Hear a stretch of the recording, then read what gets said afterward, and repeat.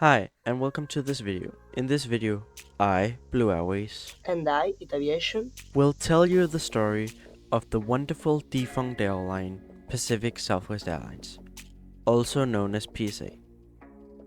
Founded. PSA was founded in 1949 by the businessman Kenny Friedkin. This was though not Friedkin's first attempt at making an airline. That prize went to Friedkin Airlines. Friedkin Airlines flew between El Centro and San Diego, California. Friedkin had though learned from the failure of Friedkin Airlines, and now he was determined to try his luck in the airline business again. Friedkin marketed the airline as a discount or low-cost airline, believing that if prices were low, people would fly. A fare from San Diego to Oakland would cost just $15.60, which is the same as $200 in 2024. Now you might be thinking to yourself, $200 is not cheap, especially for a low-cost airline like PSA. But what you got to understand is that that was relatively cheap.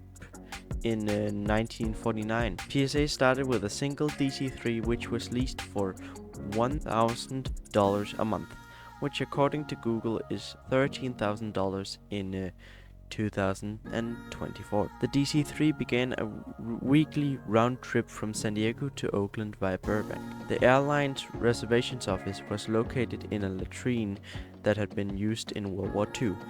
The latrine had a size of 6 foot by 12 foot, which is the same as 2 meters by 4 meters. PSA decided in 1951 to move flights to San Francisco instead of Oakland. Airlines began to notice PSA and how successful they were with their cheap prices.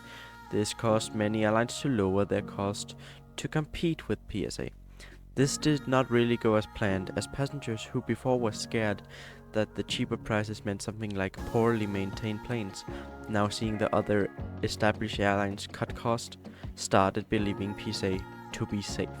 The DC-3 would though not fly for too long, as it was replaced by two more modern and comfortable DC-4s purchased from Capital Airlines. PSA was also very smart with their DC-4s, painting squares around their windows to make them resemble the bigger and newer DC-6, which was a very smart move by PSA. These would though also not last very long, as in 1959 they started being replaced by the more quiet and faster Lockheed Model 188 Electra prop jets. The stewardesses also helped the airline's popularity, making jokes and being just friendly in general.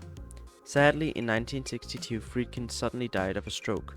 The airline was then passed on to Floyd Andrews, a friend and business associate of Friedkin. By 1963, PSA carried more passengers between the Bay Area and Los Angeles than any other airline.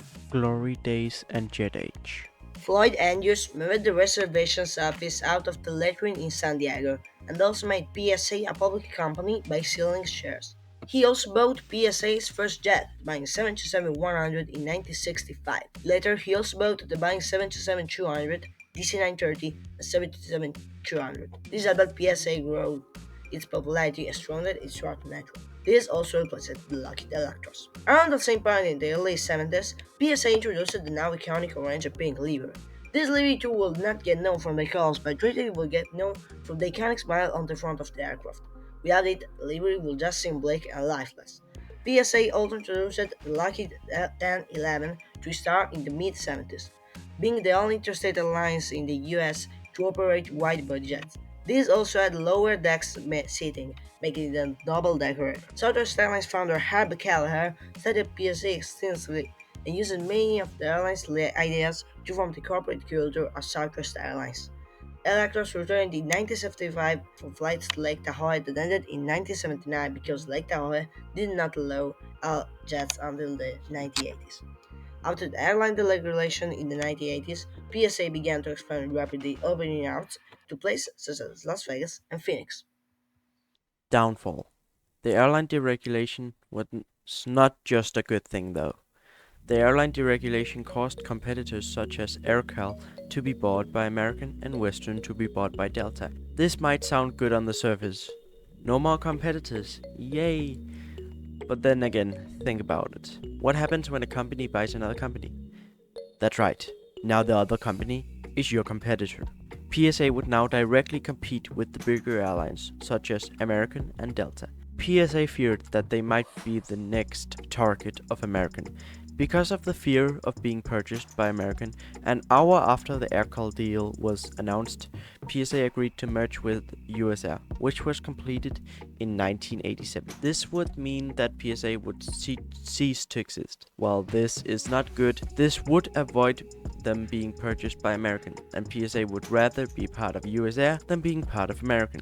The PSA route network slowly disintegrated within USA, which then became US Airways and was gone by 2004. After the 2005 merger of US Airways and America West, a US Airways Airbus A319 was repainted in PSA's livery as one of 4 heritage aircraft, commemorating the airlines that had merged to form US Airways. The most ironic part, though, PSA merged with US Air to avoid being purchased by American, and while this might have worked at the time, US Airways would end up merging into American in 2015, so in a way it ended up not even mattering. The A319 is still painted in the PSA livery, though with the American Airlines logo on the side. But what do you think?